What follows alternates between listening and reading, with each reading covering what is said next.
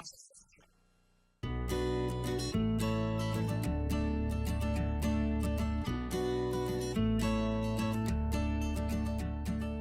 afternoon, everyone. I just wanted to introduce Mr. Glenn Sacco, who is our agricultural, but I like to say ornamental specialist for our County of Hawaii R&D department.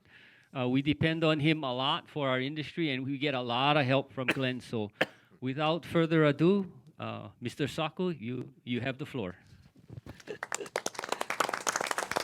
Thank you, Eric. Made me speechless when you introduced me like that. As Eric mentioned, I'm with the County of Hawaii. I'm with the Department of Research and Development, working with the agricultural industries. So I have the pleasure of serving as the moderator for this Breeders and Growers Forum today. So the process will be like this. I'll be introducing the speakers, and they will have an opportunity to talk about their business or their research or other projects that may concern ornamental plants. After we've gone through these 12 speakers, we will then have an opportunity for all of you to ask questions of these speakers. And I'll be starting with my left here. So we're going to start off. I have the pleasure of introducing John Tanoi. John is the production manager of Greenpoint Nurseries. His industry involvement includes serving as the current president of the Orchid Growers of Hawaii, which is also known as OGO. He graduated with a bachelor's degree in horticulture at the University of Hawaii at Hilo from the College of Agriculture, Forestry, and Natural Resource Management. He also graduated from the Agricultural Leadership Foundation of Hawaii as part of the 16th class. John, thank you for being here. Thank you. Am I giving welcome everybody, aloha. My name is John Tanoi. As Mr. Sacco introduced me, generation farmer with our family operation, Greenpoint Nurseries, and thanks for those that came to visit today. We're here today to create this relationship with everybody, designers, other growers, and industry-like people. Looking forward to all the questions that we have today. Thank you, John. Next, we have Warren Watanabe, all the way from Maui. Warren is the executive director of the Maui County Farm Bureau, and he is born and raised on a family farm in Kula, Maui, where they were growing flowers and vegetables. He has a degree in horticultural sciences from the University of Hawaii at Manoa. Warren has held numerous positions in government boards and agricultural industry organizations. He currently represents the Hawaii Farm Bureau on the Hawaii Drought Council, board vice chair for the Agribusiness Development Corporation. He's the chair for the Kula Elementary Community Advisory Council and is a member of the Department of Education's Natural Resources Career Technical Education Advisory Council. Warren, thank you for being here. Thank you. I want to make full disclosure. I was asked to be on this panel, but I was a vegetable grower. But some brief history about the farm. My parents did grow flowers. They were one of the original, I don't know, some of you may remember carnation lays, the double carnation lays. They grew the carnation lay heads. Then we transitioned to vegetables. As previously stated, I was a third generation farmer up in Kula. And, I think this is a time where, everybody needs to look. And for Farm Bureau, one of the things I want to stress is that we support all types of agriculture production. We support organic, we support our conventional farmers, and we support the biotech industry. And I think it's important for Farm Bureau also is that we support all types. We support the flower growers, the nurseries, vegetable growers, the ranchers, the seed industry. And I think it's important for Hawaii as we move forward that we all work together. At times the industry kind of tends to split among different sectors. But in order for agriculture to grow and to even meet the Governor Ige's challenge, and we are going to have a new administration, I think to continue that path, everyone involved in agriculture needs to work together. And that's the only way Hawaii will move forward. Thank you. Thank you, Warren. Now we have Tong Ting Neil. Neil, I'm sorry. Neil, as he likes to be called, is the general manager for Greenpoint Nurseries. He's the president of the Hawaii Tropical Flower Council, also called HTFC, and serves on the Orchid Growers of Hawaii's board. Neil is also the orchid director for HFNA and serves as chair of the Transportation Committee and co-chair of the Research and Development Committee. Neil, thank you for being here. Oh, thank you, Glenn. So, aloha, everyone. I think I met all you guys, right, this morning. Yeah, thank you for coming again to Hawaii, Hilo. So, I mentioned a little bit, this year we have a lot of challenges. First is a few years ago we have the pandemic, in Hawaii, for us flower growers, we are asked to close, actually, by the governor, but we didn't do it. We secretly operate underground. Yeah. So, and now this year we have the high inflation, the war going on and everything. It does affect everyone's business, actually, not only mine. I think all growers, all businesses are affected. So it's challenging for us doing business in Hawaii. So, but just stay positive, be strong. Yeah, let's move ahead, like Warren say. Yeah, we have to work together. Yeah, work together. That's how we can overcome all our problems, right? Yeah. All right. Thank you. Thank you, everyone. Thank you, Neil, for those encouraging words. Christian Ingoes. Christian is the owner of Daisy Duke's Farm, okay, a 15-acre farm located in Papaloa, Hawaii. In 2019, she began selling temperate flowers, both wholesale and retail. Recently, she was featured twice in the Cut Flower Quarterly, which is a quarterly publication for the Association of Specialty Cut Flower Growers. Christian is a farmer florist who loves to use her blooms to create weddings for brides and spread her love of flowers throughout the islands. Christian, thank you for being here. Thank you. I think I sell flowers to about half of you, so if I don't already, please just DM me and I'll make sure to get you on the list as well. I'm really thankful and honored to be a part of this group of individuals with so much history in Hawaii. I moved here in 1999. I went to UH Hilo. My son was born at the Hilo Hospital. I love tropical flowers, but I also always missed flowers from the mainland as well. So about 4 or 5 years ago, I started growing a little bit on our farm. I only have animals there at the time, and I had some fruit trees, so I thought, why not? And then it kind of exploded from there.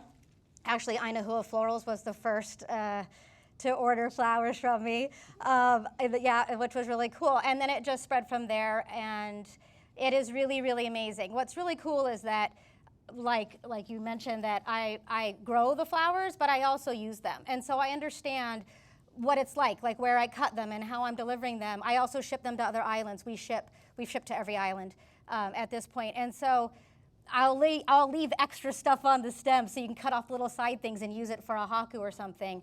And versus if you get something shipped in a lot of times, it'll be so stripped down that you can only use that stem, and there's just a lot of waste. So I understand both sides. And in addition, I guess I was speaking with a few people earlier. I'm also a first grade teacher in Waimea, and I also teach at the school garden there. So I have that aspect of teaching and sharing and knowledge and information. And in addition, I love cocktails with flowers in them and using them to make things. And so we sell edible flowers as well all over the island. And it's so cool because so many of you here I've sold flowers to, and it's just really cool to have that connection. And we're really appreciative to be here. Thank you, Christian. Gordon Inoue. He is a Big Island farmer, businessman, and entrepreneur. He earned a Bachelor of Science degree in engineering from the U.S. Merchant Marine Academy, and he later qualified for his third assistant license and earned an MBA from St. Mary's College. Gordon is a member of HFNA's marketing committee and is a board member and treasurer for SHAC. Gordon, thank you for being here. Thank you, Glenn.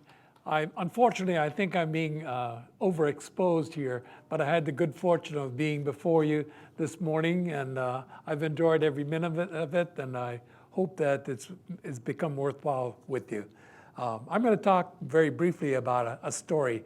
Obviously, I'm a multi-generational farmer. My grandfather on my father's side came over on the boat, and of course, he was in agriculture. He was a cane cutter in the old plantation days. And then, of course, my father was a contractor, and he was always loved flowers and plants. One of the jobs was to build a greenhouse for a cymbidium grower here in Hilo. After he completed the greenhouse, the owner offered to pay him in plants, partially in plants, instead of fully in cash. So of course, he took some of these plants, and we all of a sudden became part of the agricultural community here. Of course, when I was growing up, I hated it because, you know, part-time farmers, you go home from school, and what do you have to do? You got to repot plants, you know, and you got to haul them around. And, you know, it was one of those things that I told myself, I'm never going to do this in my life. But of course, I went away, had a different career in both in engineering and as a ship's officer for many years, and I served in the Merchant Marine for a number of years after that. I got my master's degree. I worked on Wall Street and in Market Street in San Francisco. But the yearning and the call of Hawaii was always there. And back in 1984, when my dad retired, my brother recruited me to come back to Hawaii to get involved with the family business. He only had to ask me once, and I was on the plane coming back here, and I've been deeply involved in agriculture ever since. And I think, you know, it's one of those things where, you know, my training in engineering is applicable in agriculture, and my knowledge in business is very applicable in terms of being able to create and operate modern businesses. So it's been really a pleasure being able to work with so many fine people here in Hawaii and in our industry to do our best to further the industry. And I welcome you all here, and thank you for being part of this effort. Mahalo. Thank you, Gordon. I can tell when you were recounting those old stories, everybody's head was going like this. Yeah, yeah. We didn't want to do it when we were growing up, but now we're here. Next, we have David Shigi. David is a world-class bromeliad hybridizer. His first hybrid was the Guasmania lingulata, Puna Gold, first yellow lingulata ever bred. He continued his breeding work and now has thousands of bromeliads, of which many are his hybrids, and they have sold nationally and internationally. David always believed the secrets to success is persistence, patience, passion, and expertise. I guess patience would help too. So, David, thank you for being here. Thank you.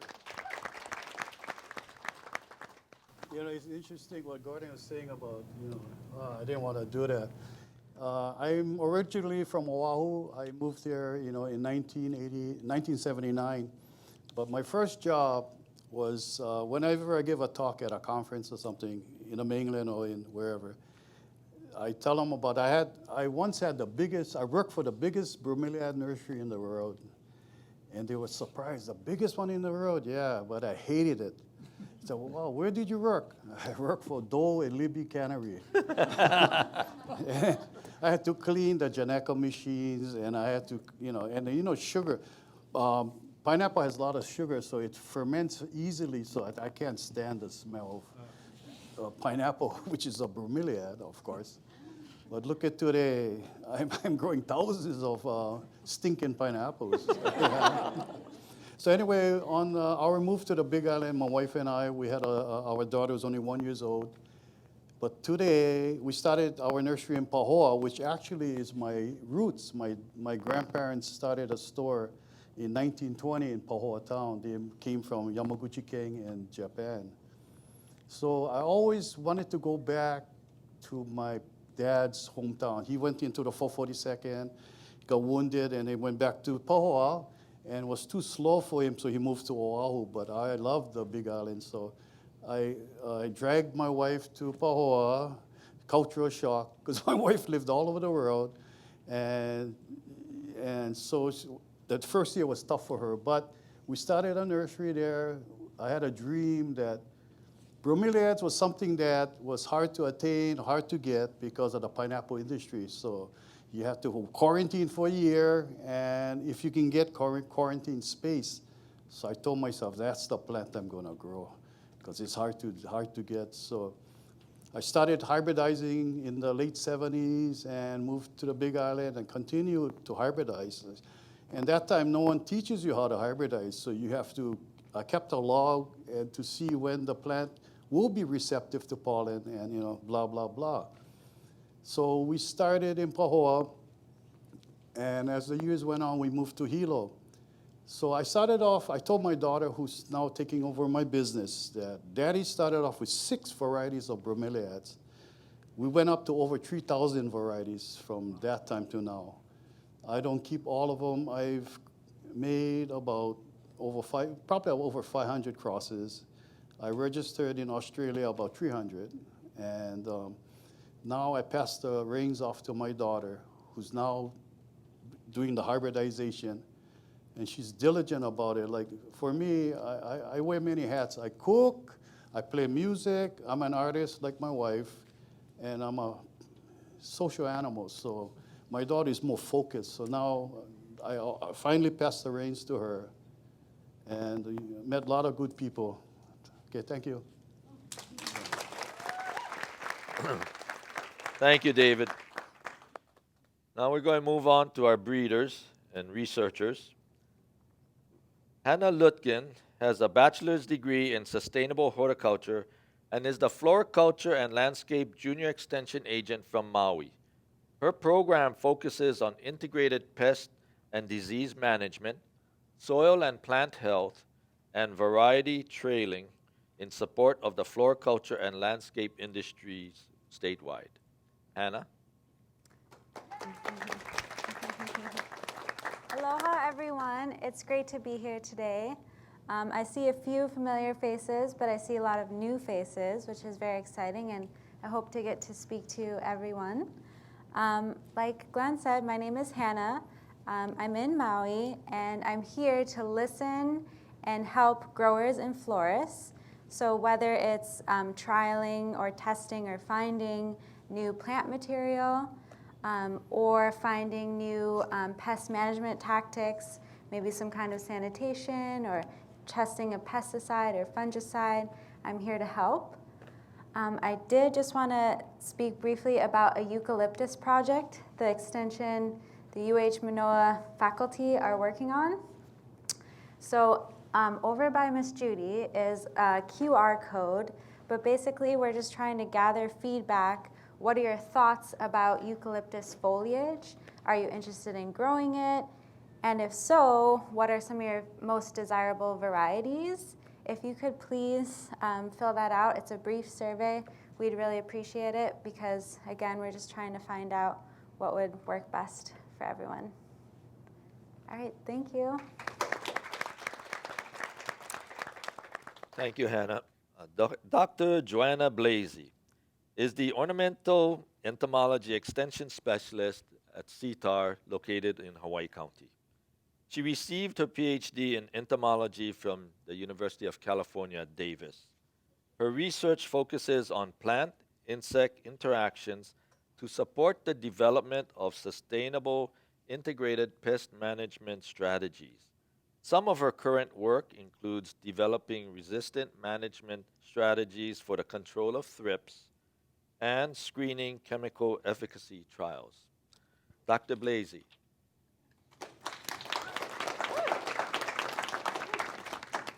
Thank you, Glenn, and thank you, everyone. It's a pleasure to be here. As Glenn mentioned, I'm the entomologist for CTAR, so I help a lot of the growers with their pest problems, specifically their insect issues. And as you can imagine, with gas and fuel prices rising and climate change, those things are growing.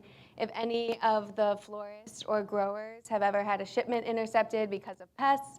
That's something we focus on as well. We want to make sure we're preventing new pests from coming into the state, especially given the climate here, they just proliferate.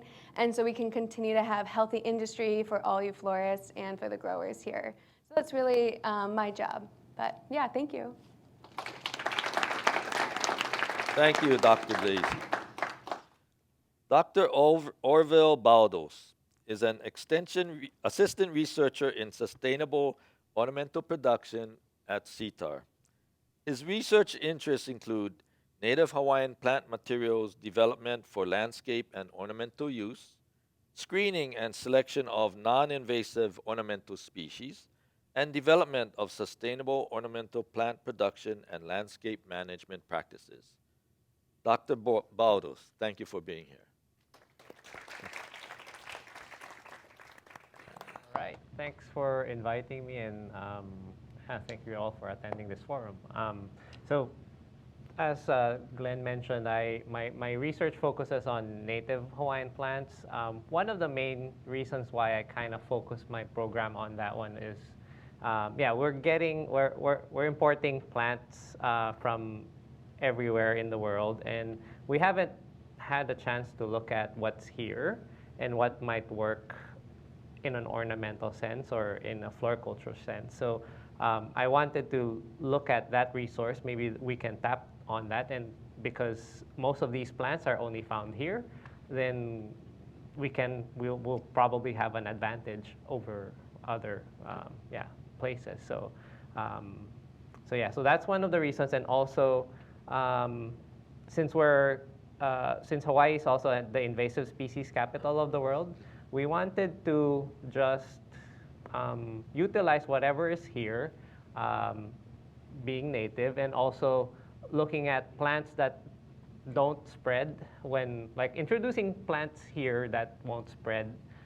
and wreak havoc in our ecosystem. So that's basically my interest, and I'm also interested in other aspects of ornamental production. So I'm happy to be here, and I'm also interested in listening in terms of what you guys want.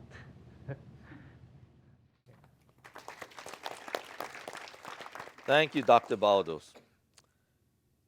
Russell Galanti is the Junior Extension Agent for Ornamental Crops and Landscape Industries for Hawaii County and Oahu.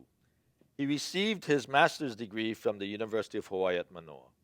Russell is currently working on projects related to pests and diseases in the green industry, new temperate cut flower trials, lowland protea variety releases, and new tree variety releases. Russell, thank you for being here. Thanks, Glenn. Hi. I'm Russell Galanti. I think I want to touch, since we're all saying something, on what extension is. So Eric talked a little bit about it in our first talk with Gordon, but I kind of wanted to emphasize what we do. We're basically the interface between the university's research and resources and the industry that we're serving. We assess needs, and we try to resolve those needs either through direct consultation or doing research or outreach. So James, Hannah, Joanna, and I, and then indirectly Tessie, Orville, and all the researchers are working to resolve pretty much whatever issues we assess. For example, I'm working on virus management in ginger, pest and disease management in orchid species, and new variety trialing. So Glenn touched on some of that stuff: protea, temperate crops, eucalyptus, really whatever you need. So extension is very important, and we really like to work with the industry, so thank you. Thank you, Russell. Dr. James Keach is the Assistant Extension Agent for Ornamental Crops and the Master Gardener Coordinator for CTAR in Kauai. He is a plant breeder and has worked with ornamental and edible crops. He is currently working to expand the range of plants and new cultivars available to the ornamental community. Dr. Keach.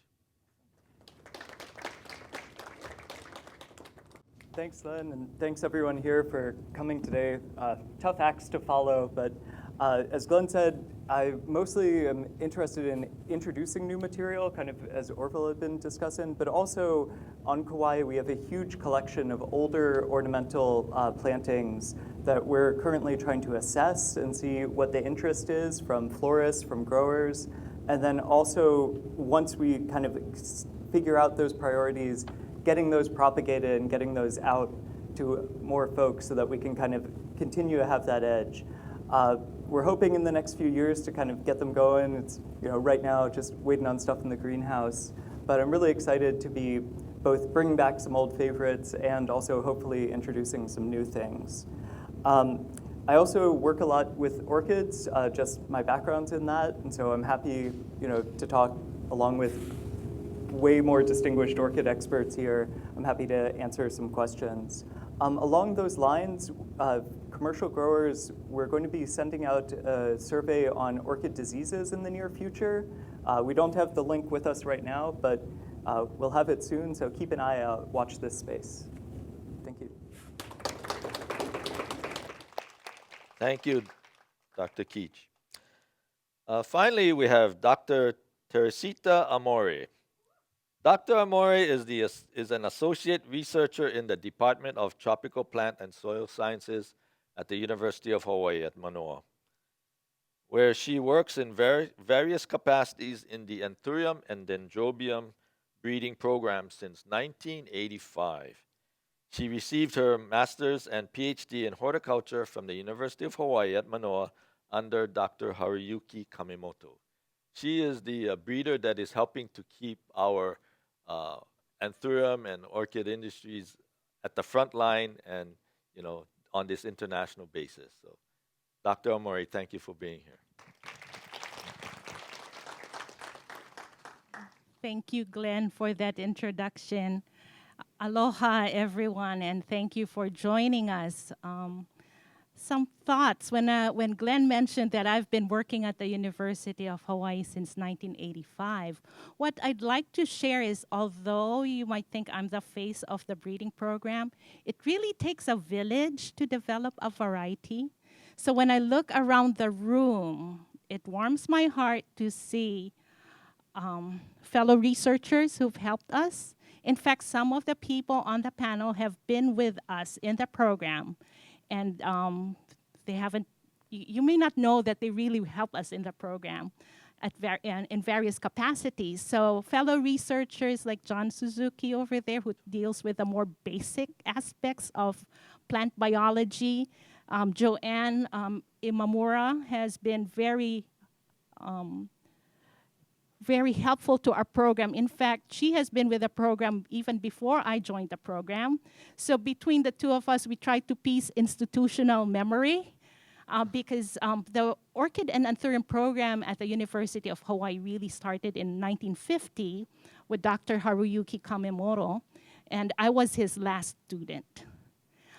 And as I was learning more about floriculture, even before I came to Hawaii, there's a Hawaii link because I received my undergraduate degree from the University of the Philippines, where my professor was mentored by Dr. Yoneo Sagawa at the University of Hawaii, who did many studies on micropropagation or tissue culture. So when you look at our program, it's like a fabric where there are many people woven in the production of a new hybrid. I also want to thank our cooperators. You went to see them. We cooperate with Greenpoint Nurseries and Pacific Floral Exchange. Floral Resources also in the past, which has become part of the Pacific Floral Exchange family. So when I look around and when you see the varieties that you work with, the designers work with, there's a lot of hands that really helped move the product along and to be the product that it is. So what I want to hear, or what we want to achieve this afternoon, is to hear what you think would be useful characteristics. What are your wish lists? We may not be able to accomplish everything, but we just want to hear what you have in mind that's something that the designers want to work with. Thank you. Thank you, Dr. Amore. Okay, now this is the time when we are going to open it up for questions and answers. So I know all of you have had some burning questions you wanted to ask. And if so, please raise your hand, and Kathleen will get you the microphone. I guess this is for Russell. You mentioned something about the virus that's really affecting the red ginger and the pink ginger and certain other varieties. What's going on with that at this point? Are there products being developed to help stop the virus, or I guess I'm just curious. Thanks for your question. So there are a suite of viruses that we've recently found that are infecting red ginger, pink ginger, anything in the Alpinia purpurata varieties of ginger. So your typical reds and pinks. A lot of times you're going to see these symptoms. They're pretty much ubiquitous across the state. We found nearly every virus on nearly every island that we assessed them. So since 2019, I've been doing this research where we've tried to characterize the viruses, tried to survey where they're at. I went and met James on Kauai, Hannah on Maui, and I did Big Island and Oahu myself. We ended up discovering 6 viruses. 3 we already knew infected red ginger, and they infect other plants as well. So the banana bract mosaic virus, canna yellow mottle virus, and we have also banana streak virus. So two also infect bananas. 1 infects canna. Canna is another flowering plant. You can't really use it that well for a cut flower because it doesn't last very long. We found 2 new viruses, completely new to science even. So we had never even known of these viruses. One's an amplovirus and one's a nucleorhabdovirus. And we named them both after ginger, Alpinia viruses. So we kind of have this idea of what the spread of these viruses are across the state. Quarantine is not happening because they're everywhere. We do know that they're mainly spread through vegetative propagation. So anytime that you take a keiki or you cut up a mature plant, if it's virused, and almost all of them are, you're spreading that virus.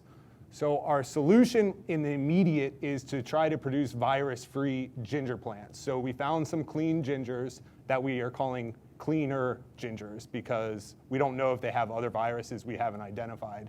Trying to ID viruses that you don't know exist is really hard.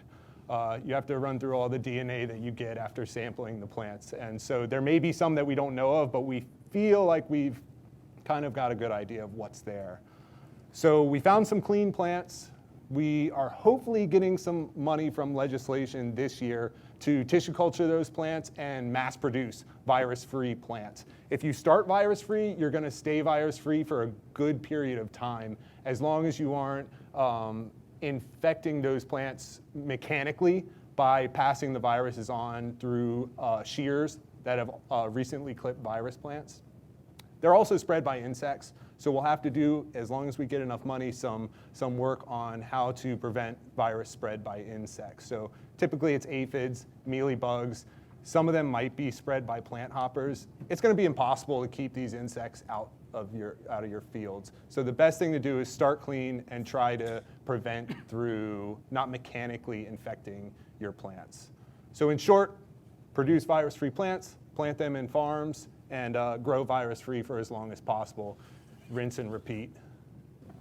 Thank you, Russell. Yes. Let's see. Welcome. Okay. Oh, there's another question here. Christian, how have you found growing temperates in a more tropical climate to be? It's actually not that hard, and I think it's really not at all. It's a completely under-marketed industry in the Hawaiian Islands. I mean, you know my story. I've more than doubled every year, and I still can't keep up with the demand, not even close. So it's awesome. You know, financially, it's been very successful from a business perspective. But what I have found is that the more I leave everything alone and the more I kind of go with my gut, the better it is. And also really honing in on certain crops and growing a lot of them, and especially in the shades that we know that is needed in weddings and events, has been the go-to. We've had this drought. Our farm has had this massive drought for the last 6 to 8 weeks. I live off the grid, and I shared with some people that we've invested about $50,000 in the last 6 months on our farm, believe it or not, and I'm just a little tiny, teeny flower grower. And even with that, we did not put in irrigation out in the open because we always get so much rain. I mean, we're right by Hilo, the rainiest city in the United States. And so I'm willing to gamble. I just roll the dice and kind of go with it. And I did not hand water my dahlia field of about 4,000 plants because I wanted to see. I keep pushing it. I keep pushing the envelope, and that's why I've been, asked by national publications to share what I'm learning here, because we're growing dahlias 365 days a year. They may not look like the summer dahlias, but they're still dahlias. Like a cafe au lait dahlia, wholesale shipped in is over $5 a stem. And I can sell it easy wholesale for $2 a stem. I mean, look at the difference there. They might not be multi-petaled every time, but they're still absolutely gorgeous. So the challenges really are just knowing your pests, knowing what you have, and managing it, and not freaking out. Like right now, like I said, I rolled the dice on my dahlia field. That is a major financial loss. I let it go, and it killed off probably half of my plants. But the tubers are still there and growing, so we're good. And the plants are coming back, and now I know. And so next year, what am I going to do? I'm going to almost double my production this year and have 2 different fields. So if one dries out, I've got the other one to go back and forth on. So. Okay, great. I was going to say that for those within the state of Hawaii, the HFNA FedEx contract is very, very attractive. We routinely ship a case of 2 dozen potted orchid plants, which weighs about 20 to 24 pounds. We can ship it anywhere in Hawaii for less than $10, FedEx Priority 1. So if you're not a member yet, you better join HFNA and take advantage of the HFNA FedEx rates. So my question is then, I'm a HFNA member, I get the FedEx rate, but Christian is saying she will only ship on Hawaiian. Is that because of the refrigeration? So the reason why I ship Hawaiian Air is because we literally can drop it, and if I do priority, within an hour or 2 hours you have it, and you're picking it up right from the airport. And yes, it can also be chilled if you want it to be chilled. And I mean, the turnaround time is just so fast, and you know exactly. I tell you the flight number, and you know exactly when it's there, and to be able to go pick it up. It's been fail-proof. Is the reason why that's what I'm choosing. And I'm shipping flowers I'm already kind of going against the grain. I'm shipping, who's shipping cafe au laits in our island? Or zinnias, snapdragons. Snapdragons ship really great. I mean, there's just all these things that we've been shipping in from Maesh, but nobody, or you're buying it from a local farmer, but nobody's shipping these things in our island. And so my guarantee, and it's not, I mean, it's more expensive than FedEx, but it's guarantee, and I know that my product is going to get there, and it's still going to be good. Oh, great. Wow. So much energy in that. If I am a florist from the mainland, when should I place an order with you? To be respectful, if I need something in a certain time frame, what's the general protocol? Depends, yeah. If I have the product, and depends where you are. I can ship the state of Hawaii by FedEx. I will ship everything by FedEx or UPS. In state of Hawaii and West Coast, it'll get you the next day. And of course, going to the East Coast, it'll be 2 days by FedEx. Yeah. So also depends on availability, with season. Of course, now summertime, you get most of it, yeah. And of course, we cannot supply everything, right? Yeah. I know a lot of people are asking for white right now and pink, where is Sue's? I saw Sue. Oh, okay. Yeah, yeah. And then also have Lois, yeah. Just now we're doing a farm tour. She sneak out and go to a special plot, and she found one special plant. They're asking me, when can I have the flower? Asking Tessie, when can we have the plant? So it takes time, but we are working on it.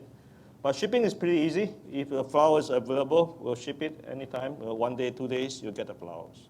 Yeah, not a problem. If I could comment on that question too. Right now, we're coming out of a recovery period from COVID. Production was down. The market's starting to expand. And I think we're in more of a seller's mode right now. Again, today at noon, you saw the fact that halfway through the week, we're sold out. We have no more flowers to ship. I tell my customers that if I were you, I would place my order the latter part of the week prior to the week that you need it. Traditionally, harvests occurs on Friday, Saturday, and Sunday here, delivered to a consolidated spot. Sunday through Wednesday or so, they're being shipped. If you want your order filled, get it in the week before, and such that your order has a priority. Your salesperson can make special notes, make sure that the order gets filled as appropriate. Again, it's one of those situations where there've been times in the past where our supply was so good that on Friday we used to have a fire sale and ship out whatever we could at a discounted price. We're not in that time frame right now. Right now, demand exceeds supply, and so we want to satisfy our customers. So my recommendation to customers is to get your order in early. Make sure you've got a good relationship with your salesperson. Let them do their job to make sure your order gets filled that following week. I'm sure that in time it'll switch, and I think our growers will be able to produce more, and we're always trying. But it takes time, as we talked about lead time for new production, new varieties, and it's true even when you want to expand production. It doesn't happen overnight or just in one season. It happens over several years because it's a rotational crop. So I know that Greenpoint's expanding. I know that Pacific Flora Exchange is expanding. I know that Puna Flower Power is expanding as rapidly as we can. But again, it's just a process that we have to go through. And so get your order in early, and we'll do the best we can to satisfy them. Okay, we have a question. This question's for Orville. Are there any native plants that you are particularly excited about for the floral industry, or anything that you found would be interesting to us? So I know we kind of communicated earlier, kind of like last year. Yeah. One that I could think of as a filler would be Panicum floridum. So it's a 50-day crop.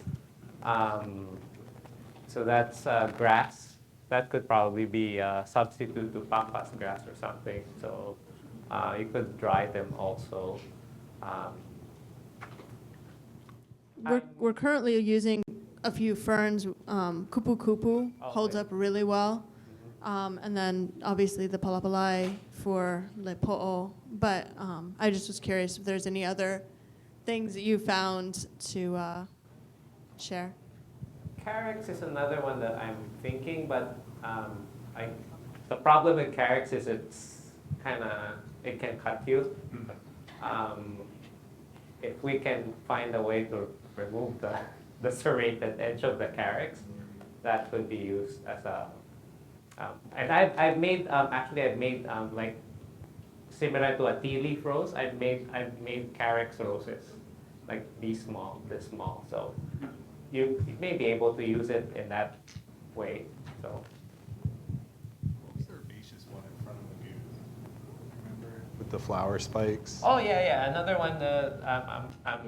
That's another filler. So because native Hawaiian plants, they're not showy, so they're more of like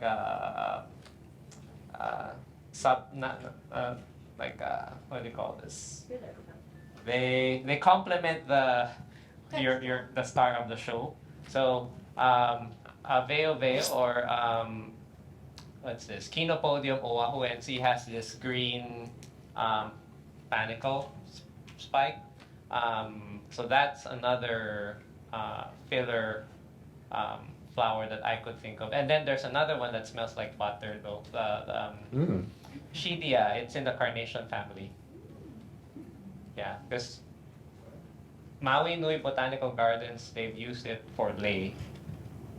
So I think it can be used as a filler.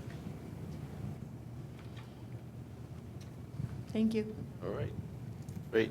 Joanna. I think for me, I've been in this position 2.5 years, and I'm not a florist, so understanding the trends and how they come about. Do they come about quickly? Is it gradual? For how long they stay? I know it probably varies a lot, but I know pampas grass, for example, will they just change quickly? Can really help from my side and the production side of things. So to me, I'm very curious as to how long these trends last, how they come about, if it's just too variable to really say. Any florists out there want to take a stab at it? Anything white does not go out of style. My shop makes 10 years. We will always have white, like brides and grooms and couples and all white. Blush and peach also do not seem to be going out of style anytime soon. So trends come through. I know we've seen the last couple of years coming up yellows and greens, but for every wedding that we get, and our shop does a pretty good volume, every wedding that there's a yellow and a green, there's 4 or 5 that are blush white or blush white and peach. So there are trends, but there's still a very strong plateau of very traditional. Lots of heads nodding in agreement. Things like. Well, and then back to eucalyptus. You can no longer, like anything in the myrtle. So foliages are hard to come by no matter what. And if you're a florist, you can't use all flowers. It's just too much. You need to balance that out. And Uke has fantastic vase life. You can't ship it in anymore as a cut. So like for me, every stem, that's why I ask everybody, what's your minimum stem length? I'm literally selling 12-inch stems right off the plant because I can't grow it fast enough. So Uke will. It does seem one of those things that will be forever. There's so many varieties. I think I have almost about 20 varieties now on our farm, and so you get a really big variation there in that Uke too. So and it grows it's year round. Yeah, it checks every box. This is kind of a question for everybody. I wanted to know your thoughts on the myrtle ban and if we're going to take any steps necessary to start producing more plants from the myrtle family here commercially, since we can't get it anymore, because I do miss waxflower and all of the really nice big silver dollar eucalyptus. And I do know that Russell has some starts and we have some at our shop, but I know it's going to take a long time to fully grow, but is that a goal in the future? Yeah. We do have a grant for eucalyptus, trialing them locally. We're right now trialing 3 species that we just happened to have seed in before the ban went into effect. We've been trying to find ways to bring in other species to trial and produce locally. It's been a challenge to do legally, so we're kind of holding off on that and working with what we have in the state already. We have some data coming up. There's some that look really good. Silver dollar is one that's been consistently performing well. I'm not sure what the timeline is going to be scale-up wise in terms of producing enough of it. Other Myrtaceae, I know Hannah's done a lot of work. She has a huge collection on Maui of different import replacement plants. Maybe Hannah, do you want to kind of chat about those? Thank you, James, and great question. So before I started in this position, there was an import replacement plant collection that we are growing and maintaining at the Kula Research Station. So we do have a lot of different myrtles. We even have some fun, funky Proteaceae stuff like Grevillea, moonlights or red hooks. So we do have those plants, which is good, and we're maintaining them. And we do plan in the future, hopefully, to do more trialing, just collect more data to see, okay, which of these Myrtaceae import plants like foliage or fillers are susceptible to the rust. And we want to gather that information because we don't want to just distribute stuff that might be susceptible to the rust and affect your farm. But we will hopefully collect more data, do more trialing, and distribute more plant material in the future. It just takes a little bit to grow them, give them the right nutrients and love, and then make cuttings until they're rooted. But stay tuned because we will be providing more plant material soon. I just want to put in a plug, sorry, Russell, that all of these things do take a lot of resources and money, and that's always kind of the limiting factor. So grants are getting harder and harder to get, and we hire lower and lower staff. So these are things that if you like these types of programs and want to see them, you can just show your support and try and get Ledge to help us. also showed their support. So that's a great point, Joanna. Thank you for bringing that up. Because exactly, if we don't have the support or the funding for that, it's really difficult for us to maintain those plants, and then because that takes soil, resources, fertilizer, water, pots, all the things. So we do really need help and support, testimony to put these programs together. Where's a good place to do that? It's a good question. HFNA would be a good place to start. I had sorry, I'm really loud and I have a lot of questions. Just for everyone, I guess, in the industry, what should we be asking of our governance that would help ag? Because we always are hearing our ag, our growers need more support. What does that look like to everyone? What should we be pushing for, and what would help? And I think this applies to not only our state, but the entire, the United States.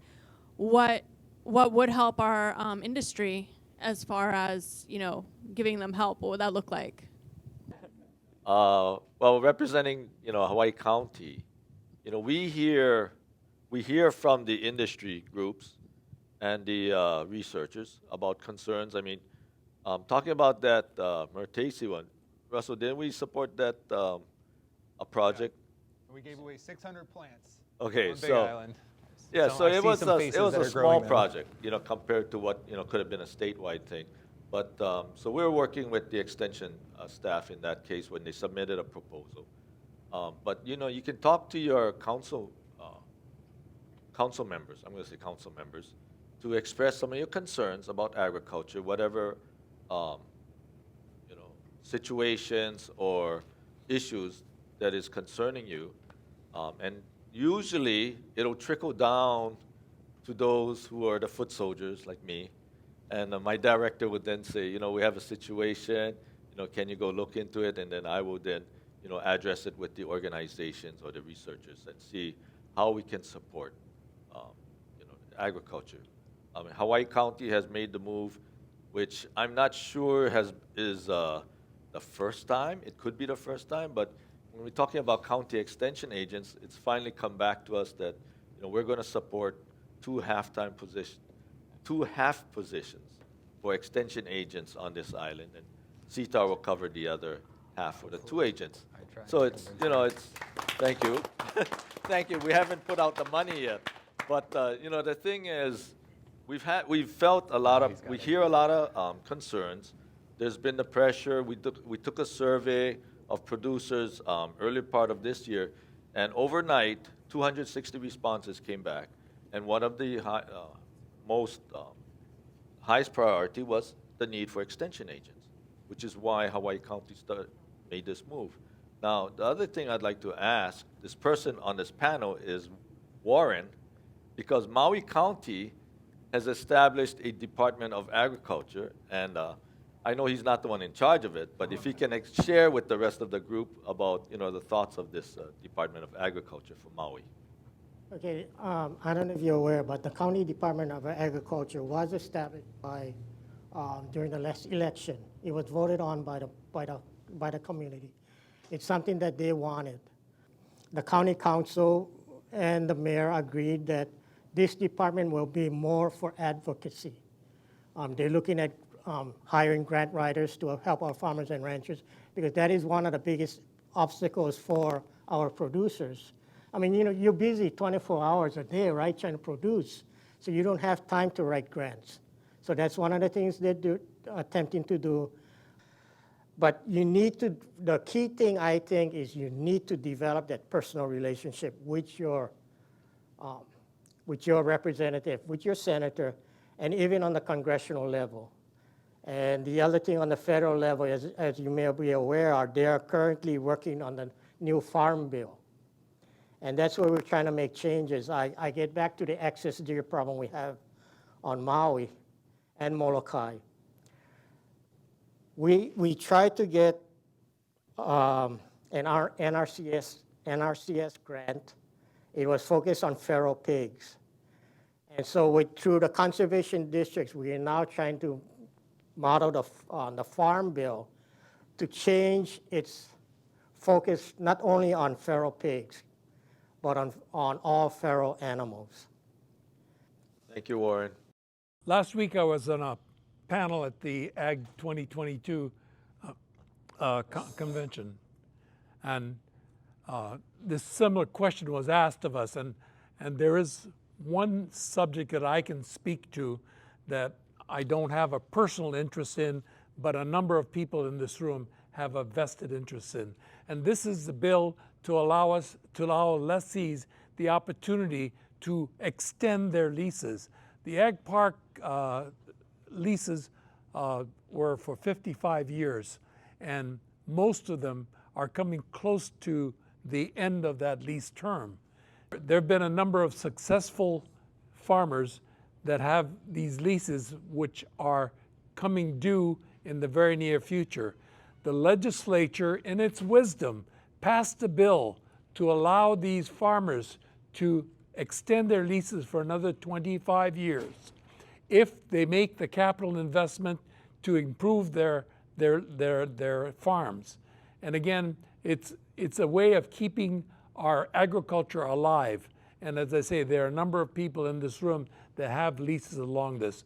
When you went to Greenpoint Nurseries today, I'm sure you saw a number of underutilized farms there.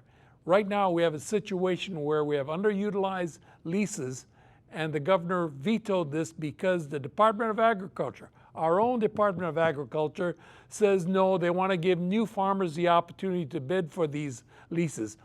Now, if that's allowed to happen, a place like a Greenpoint, where they made amazing amount of development and plantings there, is going to be up for auction. What beginning farmer is going to be able to bid for a farm like that? The only one that is capable of carrying that on is the 2 generations of Tanois that have built that. And that same is true of my brother's nursery. The same is true of David Shigi's farm in the Pahoa Ag Park. This is something we hope that the new legislature will continue to repass again, and let's hope the next administration has the wisdom to allow that to occur so we can perpetuate our agriculture industry. Without the nurseries like Greenpoint, Pacific Floral Exchange, and Shigi Nursery, where would we be in this industry today? So we need the support of all of us who are residents of Hawaii to make sure you pressure your legislators to support that bill. Let's pressure the government and the new administration to pass that bill. This is very important. This is almost the lifeblood of our industry here. They're the bedrock of our industry. If they're gone, where are we going to be? Thank you. Thank you. Thank you all. I think this was fantastic. It was way, way more than I expected, and it swayed this way sometimes and swayed that way, but we all came to the middle. I think that was great. Thank you for the panel. Let's give them a round of applause. And I think they did fantastic in all of their areas of expertise. And I am so proud of you guys out there. Wow, the questions, you guys did your homework. I mean, I thought we would go through a while of just silence, but it nonstop. The questions kept coming, and the answers and the dialogue was really, really good. So we're capturing this on camera, so we're really looking forward to watching it again and seeing the dialogue. So right now, we're kind of coming to the conclusion of our forum right now. And I want to first, on behalf of the Board of Directors of Hawaii Floriculture and Nursery Association and our membership, thank you so much for joining in.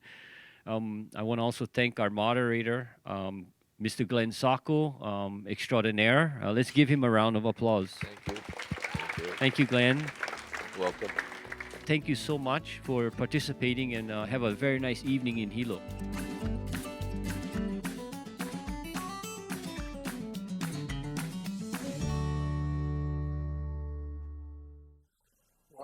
Tell me what a wealth of information from our breeders and growers partners for HFNA.